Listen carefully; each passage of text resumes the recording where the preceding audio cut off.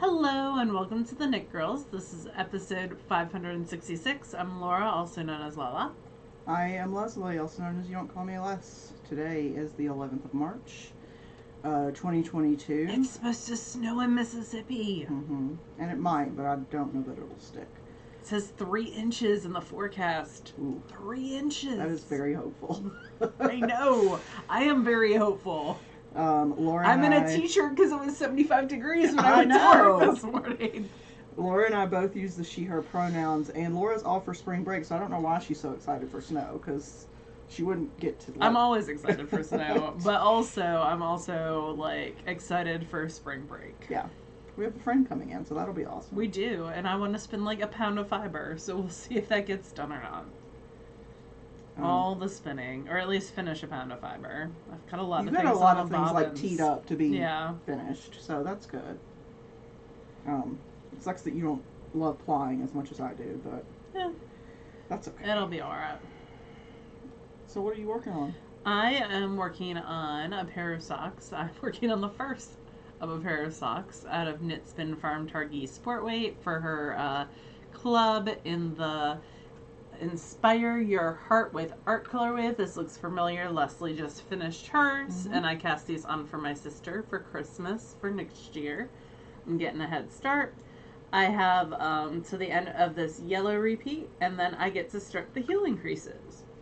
So, made some progress on this week. I think it was right on this, maybe right here, when y'all last saw it, on that peach bit. And I'm coming up on a third peach bit, so Laura loves her some peach. But my sister will enjoy them. I like the variety of stripe widths on this one. I think that's super cool. And I'm knitting them on my size 1 needles. I use the Addy squares. Rockets, right? Yeah, the squared ones. The squared rockets, yeah. Rocket squared. Yeah. And so those are in action. And then the only other thing, because I ripped out my hat that I was working on out of hand spun, it wasn't meshing. Showing the detail. Yeah, it wasn't meshing well. So I do have my sweater still on the needles. I'm almost done with the first sleeve. I'm about to start the ribbing. This is going to get all the love tonight because also it's covered in pearl. I've never met yarn that loves pearls so much. But also, she's been using it as a bed. Yeah. So when I'm at work, she's been jumping up. Also, you match again. That was one of the big comments last week. So the body is done. This first sleeve is done. I like to mark my decreases. That was a Jasmine of the Knit More. She talked about that. And I totally am a copycat, but I love to mark my decreases with the safety pin markers so I know how many to do. And the sleeve actually might be a little bit long. I'm excited about it. So first one done. It took less than a skein of yarn, although I only have this much left of the skein. Oh. So enough to do the ribbing, I think. Yeah. And bind off. It's going to be enough to do the ribbing and bind off, whatever the thing is. I have been using, though, this tool all the time. Leslie thinks it's ridiculous. I don't. It's one of those things, for me, I'd never spend the money on it. It's useful for you, and that's wonderful. And that's I've used it, and it's so much gentler on my hands. So this is a needle key. So it's got that little pointy bit. So if you think about your interchangeable needles, usually they'll come with a little, a pin with a little curly thing on the end. This is a fancier, sturdier version of that. And also easier to grab and hold. Right. Because it's a longer handle. Yeah, gives you more leverage. And I got a cedar one, and it's from Wild Stitchers. I think they're around $18. And I think it depends on the wood. But yeah, it's around I find it very... I might pick up another one at Flyaway because I could see using them in more than one bag. The yarn for this sweater is Imperial Yarn Columbia in the Teal Hunter colorway, and I think I've used around 6 skeins, or I will by the end. 9 to start with? Yeah, something like that. So I will put the extra yarn in for SSK door press. Cool. And it's woolen spun, which is nice. Yeah. Makes it a little lighter. Well, a lot lighter. Yeah. So that is squished up in my Fat Squirrel Library card bag, the sweater size, and I will be finishing that hopefully tonight. The size 9 needles are a little rough on my hands, so I'll work on it for a little bit and then set it aside. But in fact, I'm gonna work on it right now. But I really want to be able to wear it tomorrow in the snow and get pictures. I mean, because you've still got an entire sleeve to go. Don't rain on my parade, but Leslie sure. O'Neill. Don't rain on my parade. But yeah, that's what's on the needles. I'm trying to remember. I think I did a 1 by 1. Yeah, that's what it looks like. That's what it looks like, right? Yeah. Hi, Buff. So yeah. Oh, I'm a visitor. Hi.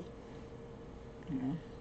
My little scaredy pit bull who hates everybody but Laura and us, like the family and Laura.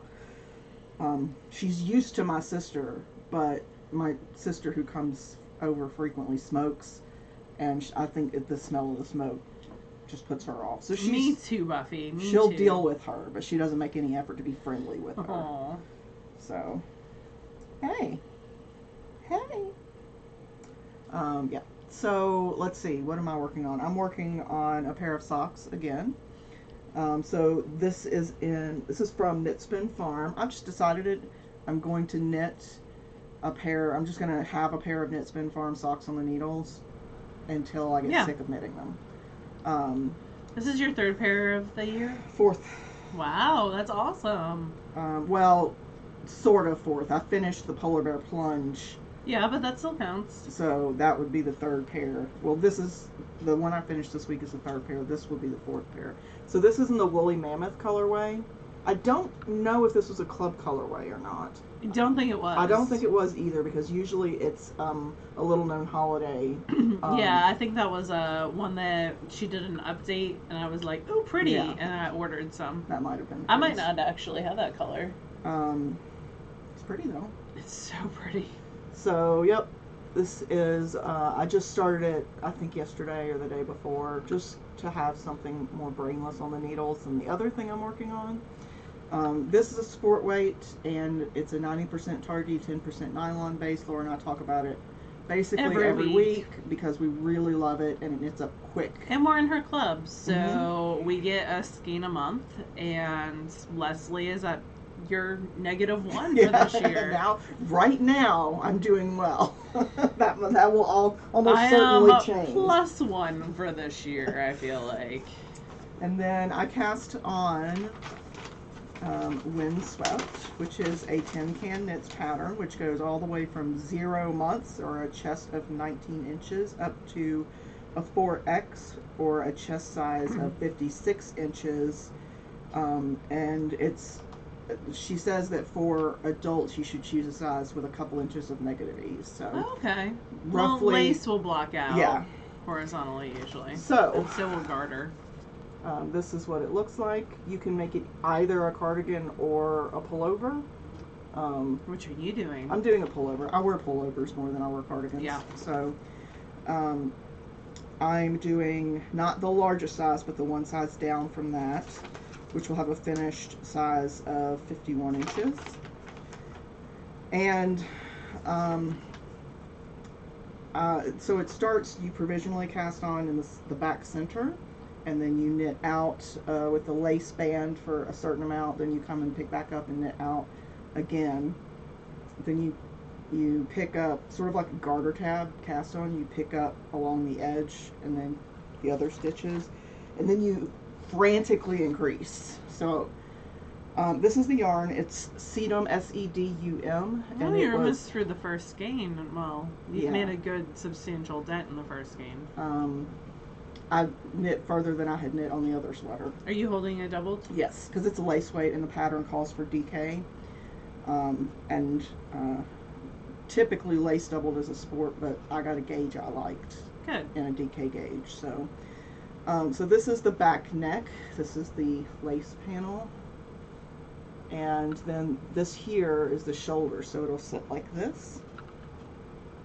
So I am a little bit concerned because after you pick up along the edge, you do an immediate knit two, make one all the way across. You're drastically increasing the number of stitches by 33%. And it sort of shows that in...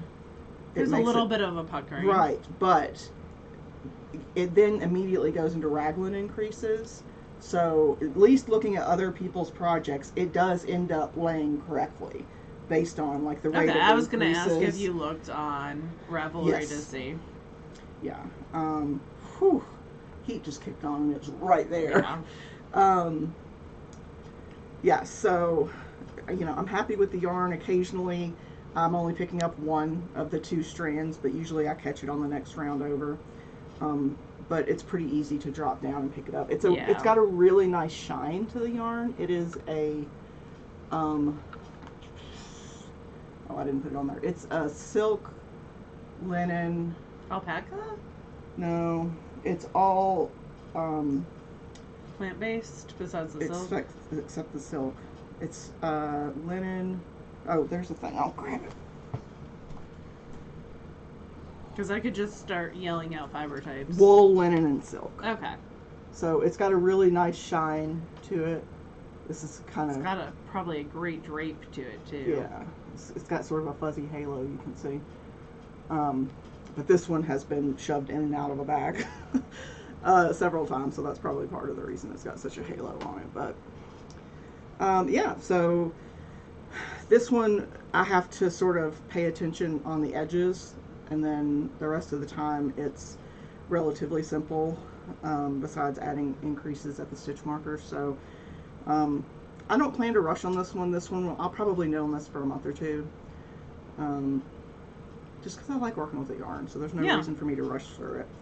Right now it's small enough that it is living in an Amy Beth Fireflies bag that I picked up at one of the SSKs, I think, after seeing someone else with this particular fabric. That's like her shawl. Yeah, it's the smallest bag that she offers. Besides the socks.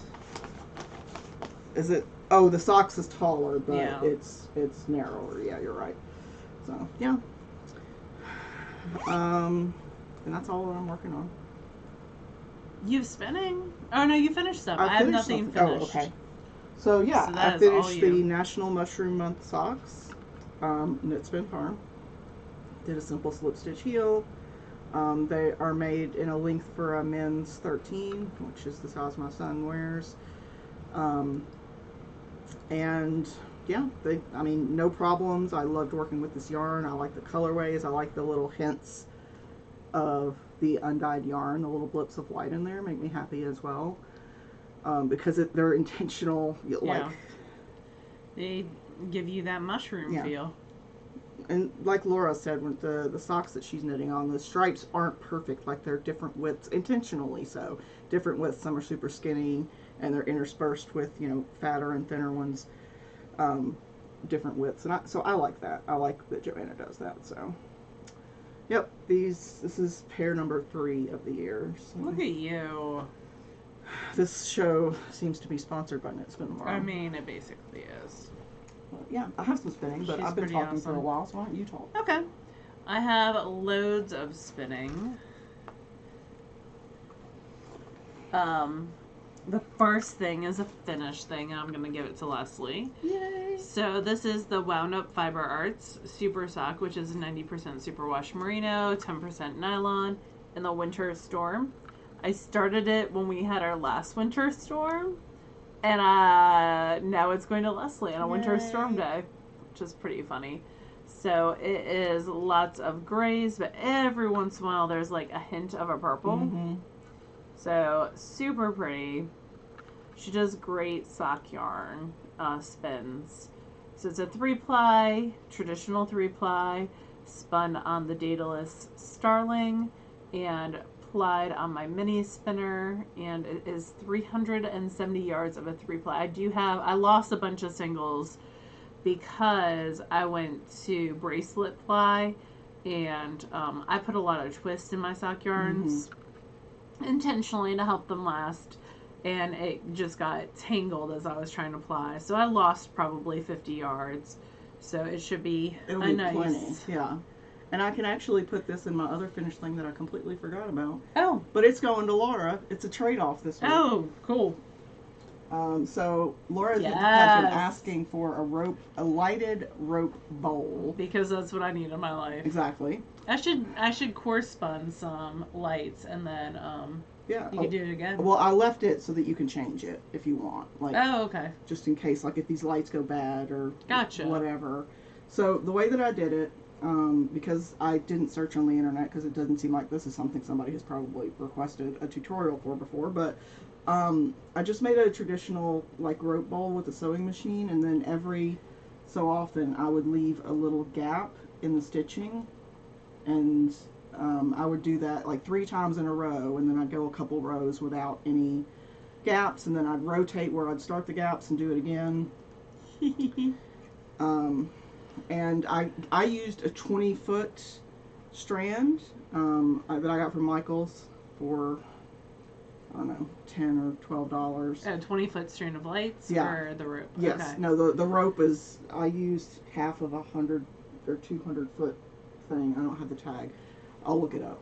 But yeah, so this one's got like a timer, an on and an off. So you put it on, and then you... Look at that! And so Laura wanted this to take pictures. Like, and just to exist in my life as well. So, I have taken a couple pictures. You have? I'm going to put them on the Knit Girls Instagram. Okay, and I'll put them in here as well in case you're not a social media person. But I just played around with like the default settings on the iPhone, and it came out really good. I'm actually really tickled with how it came out. But yeah, presuming that one day you change your mind and decide you don't need a lighted bowl in your life. That is never going to happen. You can pull the lights out because it's just wound. They're just wound through. So yes. So yeah, so it's a present trade today. Thank you. Yes. But yeah, I'm really happy. My life is going to be amazing now. Custom orders for lighted rope bowls just went through the roof. Leslie is not going to do custom orders for light. Absolutely not. Starnuts makes light rope bowls, though. You might be able to get her to do it. Oh yeah, Starnuts does do rope bowls. You're right. And if you have a sewing machine and access to purchase, cotton cording and lights, you could do it. Yeah. I mean, you could do it by hand if you wanted to. It would just take longer. I do have some spinning. Laura mentioned that. So I started my spinning and then. Oh. That's fine. You do yours. Oh, okay. Well, and I'll finish mine. Sorry. It was fine. I was just laughing. So I spun these two on the ladybug at Laura's house, the cherry ladybug, and this one. These are both Knit Spin Farm Back clubs. This one was this year's January club, the Amore colorway. And it is Targhee, Falkland, Charolais, and Sari Silk. And I spun both of these woolen, and I'm going to apply them together. And then this one is Distant Lights, which is a Perindale, Merino, Ooh. Falkland, and Angelino. She's really been doing some interesting breeds lately. Yeah. And this one was from December. Oh, so these were a month right after each other. Yeah. So this one was December's. And then this month's is that brick red that's at the house. Oh, okay. Yeah, so the two of these will be plied together. So we'll see what happens. I think it'll be fun. Yeah, I'll probably ply this on the Blackbird? Starling? I think the Starling is big enough for 6 ounces, right? Yeah, absolutely. It so, should fit around 14, actually. Yeah, so I'll probably ply this here. And then give me the empty bobbins. And give, because Laura's always short on bobbins. And Leslie has some of my bobbins downstairs that I need to grab on the way out. Yeah, you do. Yeah, I do. For the same reason, like I would she's a bobbin thief. I would spin them at Laura's house and then bring them here to ply. And I went to use the rose the other day, and there are 0 rose bobbins at my house. Oh, really? I think I only have 2. But... Yeah, I only have a couple. Oh, all right. That's probably what I will get from Acreworks at SSK this year. So back to your spinning. Back to my spinning. Get my bag. Sorry, Buff. Oh, you scared her. I just scared her. I didn't hit her. So, I have some. Well, I got a new wheel. The folks at Daedalus very kindly gifted me the new flat pack Starling. So it's a little bit different bobbins. They're a little bit bigger. Like the whirl's a little bit bigger. Because it uses Kevlar on an aluminum drum. So super cool. So I did an unboxing video. It's on my Instagram, which is Lala Knits. And I spun a whole ounce during that unboxing video. So this is a Hobbledehoy battling set. Hobbledehoy sadly is not producing fiber anymore, but we have a healthy backstash. I don't actually anymore. I still have probably a pound of it. I'm slowly moving through. So, yep, those are there. Oh, I forgot a bobbin at the house. That's sad. The other thing that I have on the bobbins, I have still the Amore Knitspin Club Farm to ply. I have the Rolags that I showed you guys last week to ply. And then I started spinning some Bumblebee Acres fiber. This was a Targhee and a club that they're no longer doing. But really, really pretty. It's really thin, too. Yeah, and this is a Daedalus Starling V3 bobbin. I have teal and purple for that wheel. So yeah, the colors are great. I actually bought this at the last SSK, and I'm trying to go through. We took a picture after the last SSK. Jude was like, you should take pictures, and then you can X out what you use. And Leslie and I are followers of Jude. He's got great ideas, man. And we totally took a picture, and I was looking at that picture, and I was like, I should spin some of this stuff and use some of this stuff before the next SSK. I have used a bunch of it, except for the sweater lots. Yeah, I need to pull out that picture and take a look. I know when I went to Bliss, they had some yarn on like clearance, and I got a sweater lot of it for like half price. That I know I haven't used, and I know I haven't used the sweater lot that I got from House of Yarn? No, this was a vendor that we had. She did Great Whites. Whose name is completely escaping yeah, me. she was in the back at a table. Yeah. She did really good pastels type colorways. I'm sorry, I can't remember the vendor name. I know that there's a fair amount I haven't used, but it would be interesting to pull that out and to compare. So. Yeah, absolutely. What else? I'm still reading the Monstrous series by Lily Mayne, which is just kind of brain candy, sort of post-apocalyptic fantasy. Male romance, not for children. I'm on the 4th book of that series. I think there are 5. And then I'm re-listening because my friend Ashley sent me a text message yesterday or the day before telling me and showing me a released picture of the new book in the Tales of Urania series, which is a male fantasy, snarky. It starts with the book The Lightning Struck Hard. Yes. It's by T.J. Klune.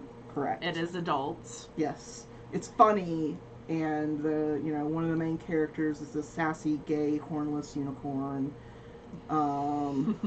It's sort of an asexual magician, half giant, and the magician. I think are both. It's really funny. But you have to sort of like fantasy probably to get into these books. But anyway, the 5th one is coming out next month. So I started a re-listen of the series.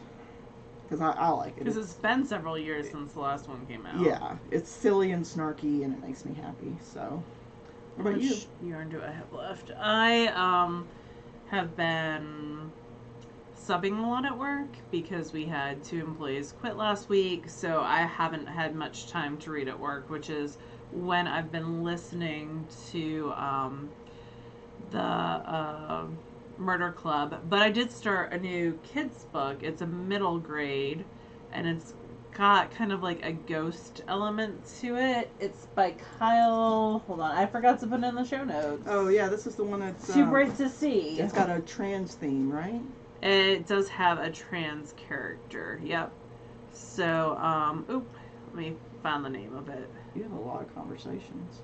I'm very important, you. You are. You're very popular. You always have more conversations than me. It's Too Bright to See, and I didn't take a picture. I took a picture of the cover, but I didn't get the author. Kyle Luff something. He has written YA stuff in the past, and this is his first middle grade. So yeah, it's really, the main character goes by the nickname Bug, and their uncle, who's always been a very strong and the only male presence in their life, has passed away from cancer. And so they're dealing with that grief, as well as their mom's business isn't doing well. Her dad died, or their dad died right when they were born, so there's just a lot going on there. And while all the other females are like very into hair and makeup because they're going to middle school for the first time, Bug is not. And that is the point where I am. Also, Bug lives in a creepy house where things are happening that is unusual. Ghost activity. So it is middle grade, which is typically 4th grade through 7th grade. So like 10 to 13, yeah. Or 9 to 13 age. And really good so far. I like the way the author writes. Also, the uncle that passes away was a drag queen, which I thought was very cool. I mean, sad, because it seems like a lot of authors, when they include, you know, characters that are on the LGBTQ spectrum, it is often paired with tragedy, which is, you know.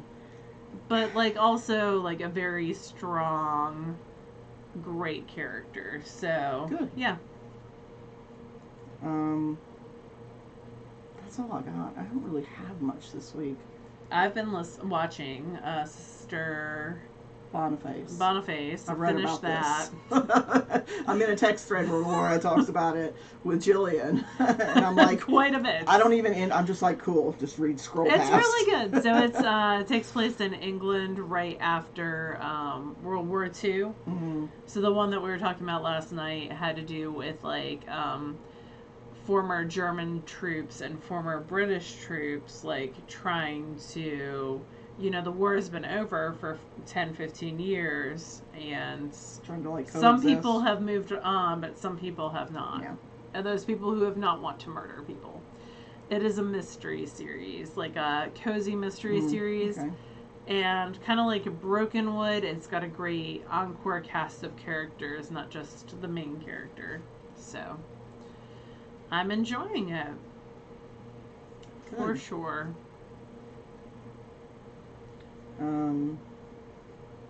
Yeah, I haven't really been watching anything specific. Oh, I watched, HBO has a series called Somebody Somewhere, which has got Bridget something. She's a comic.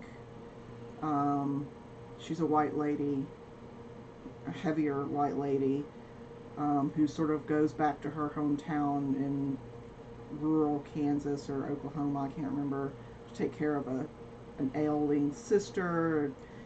And she meets back up with a friend she knew in high school who's like a very camp gay guy. And it's very funny, but it deals with God, everything. There's only 7 episodes so far, and there's been a cheating spouse, a mother in rehab for drinking,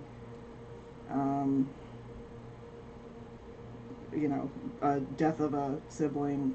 There's a lot that's been going on, but it's very good. So lots of trigger warnings. Yes, but it is a very good series, and it highlights types of characters that you don't generally get to see a lot of, like fat women or queer people in roles that are just their everyday life. It's not like fantastic or tragic. It's just a sort of a normal spectrum. So I like it. I think it's interesting. Yeah, and I watched, what was that series on HBO? It was a book about it, Station 11, which is okay. I want to watch The Adam Project. What's that? That's the new Ryan Reynolds movie. It's giving me Flight of the Navigators vibes. It comes out today. I don't know what that is. You don't know Flight of the Navigator? Uh-uh. That makes me sad. It was like a Disney Channel movie in the 80s. Oh. We'll have to watch it sometime. I mean, Ryan Reynolds is funny in basically everything, so I don't have a problem watching a movie that he's in. So it's got some time traveler aspects to it. I can watch movies about time travel. I just don't. It's not my favorite, but it looks good. It's funny the different lines we have about what we'll deal with and what we won't. I won't deal with Outlander time travel, but I will deal with future time travel. Yeah. Like Meet the Robinsons. I don't like time travel in books because it just makes things too confusing and paradoxical. I don't typically like books where a ghost is a main character. I don't typically I like sci-fi, but I don't generally like sci-fi that is specifically about military battles in space. That doesn't really do anything for me, so. What about you? What are some rules for you with books? I'm not a huge fan of time travel. If it's got elements of incest, I am right out. Yes. I'm trying to think what else. Not super fond of the fell in love with my parents' best friend type situation. That also kind of gives you squicky. Yeah, that also kind of goes into the incest vibes for me a little bit. I mean, more power to you, but for me that's just not my jam. I don't know. Don't typically like books by horrible people. Yeah. Don't pick those up anymore. Problematic people, I should say. Yeah. I'm not gonna read anything new that comes out by J.K. You're not really much of a horror reader, right? It depends on the horror. So I am not a huge fan of just jump out serial killer, but I do love serial killer books where it's a good backstory, more murder mystery serial killers. I was talking with someone the other day, and we were talking about the Lewis Duncan books, but also the Joan Lowry Nixon, Deadly Game of Magic, which was very, or the R.L. Sun Fear Streets and the Christopher Pikes. I had a kid ask for a Christopher Pike book the other day. Do you remember Me by Christopher Pike? Did you ever read that? I don't remember it specifically. It's well, you wouldn't like it because the main character is a ghost, but she's murdered, and it's from her point of view as her friends are trying to figure out who murdered her. It was all the rage when I was in 5th grade. It was Christopher Pike, R.L. Stein. The Chain Letter was another Christopher Pike. Anyway. Oh, Chain Letters. Yeah. Forward this on, and The Gap will send you a $50 gift card. Oh, no. This was forward this on or you will die. Oh. And then, slowly people were dying one by one. It's very, I Know What You Did Last Summer. So it just depends. I like The Haunting on Hill House. The book. Yeah. I haven't seen the new show. The show was interesting, but you do kind of have to like horror. There's a dead lady that shows up in it a lot. So, all right, this heat is killing me. So we're gonna wrap this up. You guys have an awesome weekend, and we will talk to you again next week. Bye y'all.